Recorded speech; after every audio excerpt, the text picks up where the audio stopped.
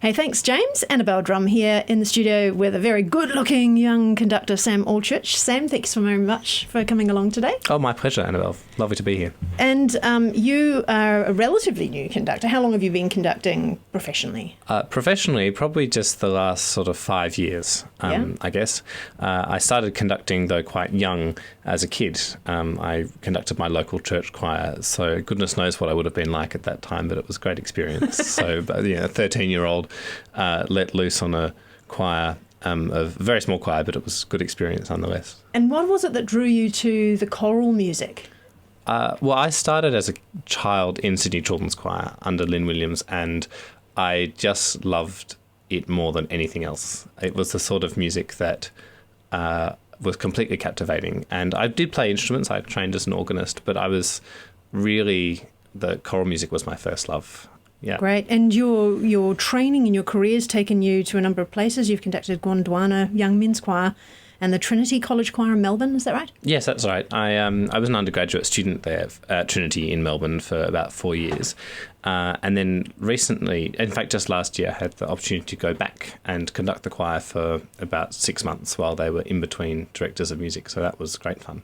And useful for the career and on your CV and that sort Absolutely, of and a few frequent flyer points as well, because I was commuting from Sydney each week. Oh, so wow. That was fun for 6 months. Yeah. And that's enough? Yeah, that's enough. Enough travel. That's right. it. And so now you're working with the Sydney Chamber Choir? Yes, that's right. I'm really looking forward to conducting this program of German romantic music. Now, how did that come about? Because you got chosen or invited to put together that program? Yes, well, I had a call from the choir's artistic director, Richard Gill, who I've known since I was a student at high school, actually. I did a composition program with the Sydney Symphony, and I was never much of a composer. But Richard was very patient with me, and we admired his work a lot. And I've done some assistant conducting with Sydney Chamber Choir before, and he rang up and said, "Oh, would you like to do a program?" And I thought, absolutely, that would be fantastic. And the tricky thing with Sydney Chamber Choir is that they're very good choirs. Why is that tricky? Well, because in terms of devising a program, a lot of there aren't very many things that they can't do. And so you've just got this huge range. You could do French music, you could do early Baroque music, you could do all sorts of different styles. And so the choice is huge. Often when you're programming, you think some of the things, that's probably too difficult, is often how you start to narrow it down. But that didn't really happen. So with this German romantic music, how did you choose that one as the favourite? Well, I thought about what Sydney Chamber Choir can do that other choirs can't do. And I think we hear quite a lot of early music and quite a lot of 20th century music. But Sydney Chamber Choir, which has about 35 people in it, is the perfect size for this kind of romantic music. It's small enough and high quality enough that it has all the technical skills for it, and is agile enough to move its way around the music.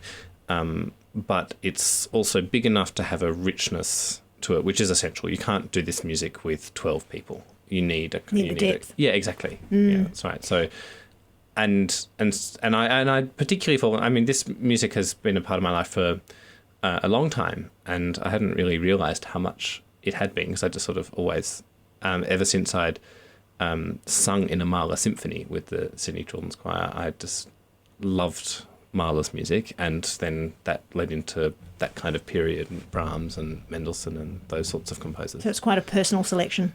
Yes, yeah. And it was reignited when I was a postgrad student in Cambridge by my professor, Geoffrey Webber, there, and he had just done a recording of a lot of this kind of music. Some of the pieces from this recording, but hearing his choir do it and talking to him about it was really what sort of lit the spark for this interest. And the chamber choir's using the Great Hall at the Sydney University for this concert? Yes, that's right. Because the concert's going to be Saturday next week, the 8th of April. That's right. Yeah, so tell me about the Great Hall and working in there. I was thinking about it recently and just how perfect a space it was, because a lot of this music is religious, but the composers themselves wouldn't be necessarily card-carrying Christians, or would, Brahms particularly, his faith is quite hard to discern in his music. A lot of them were academics, though, And so the neo-Gothic architecture of the Great Hall in Sydney Uni is the perfect space to have this kind of cross-section of academia and religious music and all sorts of things. It's ideal. And the choir will sound lovely there. Great. Well, tell me, we're going to just have a listen to a little piece that you are going to be using in your concert. Do you want to explain a little bit about this piece before we start? Yes. So it's a piece by Mendelssohn, and it's called Den hat seinen Engel, which means for he shall give his angels charge over thee. And people might know it probably more famous from his oratorio Elijah, but he actually wrote it before that piece in an a cappella version and then incorporated it later into Elijah. And what we're about to hear is the wonderful Stuttgart Kammerchor singing the a cappella version, the original one. Great, let's listen.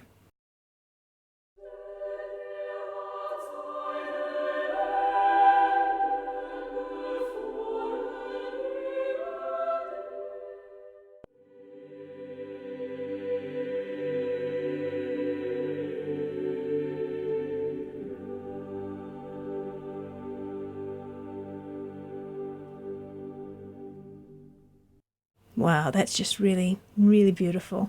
Isn't it just? Yeah, it's lovely music. It is. So the concert, we'll just explain that one more time. Saturday next week, which is the 8th of April. That's right. At 7:30 in the evening, and it's going to be in the Great Hall of the University of Sydney's. Tickets are from $30.